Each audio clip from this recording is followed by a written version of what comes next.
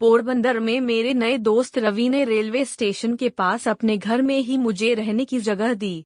10 दिन की छुट्टियां मैंने चौपाटी, कीर्ति मंदिर, कमला बाग, हरि मंदिर, भारत मंदिर और तारा मंदिर देखकर बिताने का फैसला किया। रवि नौकरी करता था, इसलिए उसके पिता को दोपहर का खाना पहुंचाने में मैंने मदद करने का फैसला किया। दोस्त के पिता की यह मदद मुझे भारी पड़ गई। मैं जंक्शन रोड से दोपहर में टिफिन लेकर पैदल जा रहा था। अचानक मेरी नजर दाएं और खड़े खाकी कपड़ों वाले इंसान पर गई। मुझे लगा कि वह रेलवे का कर्मचारी होगा। मैंने उसे देख सिर हिलाया, उसने भी सिर हिलाया, पर मैं जैसे ही आगे बढ़ा वो भी रेल की पटरी के साथ आगे चलने लगा। अब मेरे पसीने छूटने लगे क्योंकि मुझे लगा कि या तो ये सनकी पागल है या मुझे मार के लूटने वाला है। मैंने अपनी गति बढ़ा दी। वह भी मेरे साथ साथ दौड़ने लगा।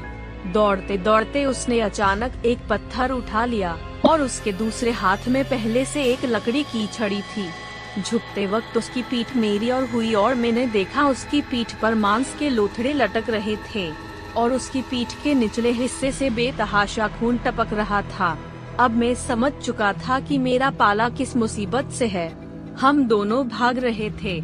अचानक ट्रेन की आवाज विसल बजी और सिटी बजते ही जो वह आदमी चिल्लाया मुझ पर, मेरे तो रोंगटे खड़े हो गए और मैं तो बिना सोचे समझे टिफिन फेंककर जोर से भागा। मेरी चप्पल भी वहीं छूट गई और कंकड़ पत्थर वाले रास्ते पर मैं करीब 300 मीटर दौड़कर हाईवे तक पहुंचा।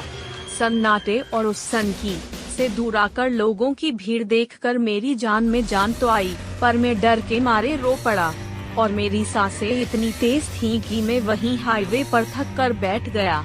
मुझे रोता हुआ देख लोग जमा हो गए और मेरे जेब से फोन निकालकर मेरे दोस्त को लोगों ने वहां बुलाया।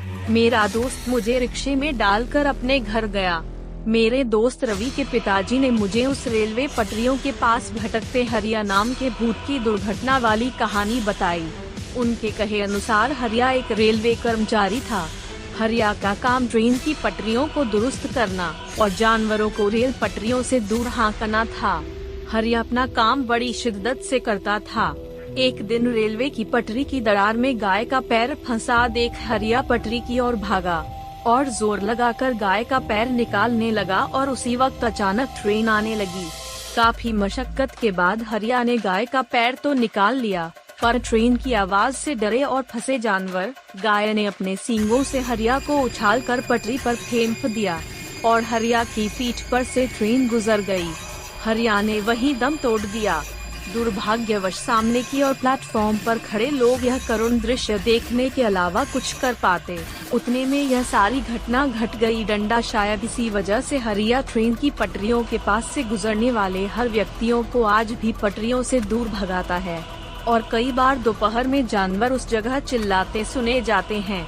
शायद उन्हें भी डराकर हरिया रेल पटरियों से दूर भगाना चाहता है ताकि किसी का अंजाम खुद के जैसा भयानक ना हो। 10 दिन की छुट्टियां मैंने 4 दिन में खत्म की और ट्रेन की बजाय बस से वापस महाराष्ट्र लौट आया।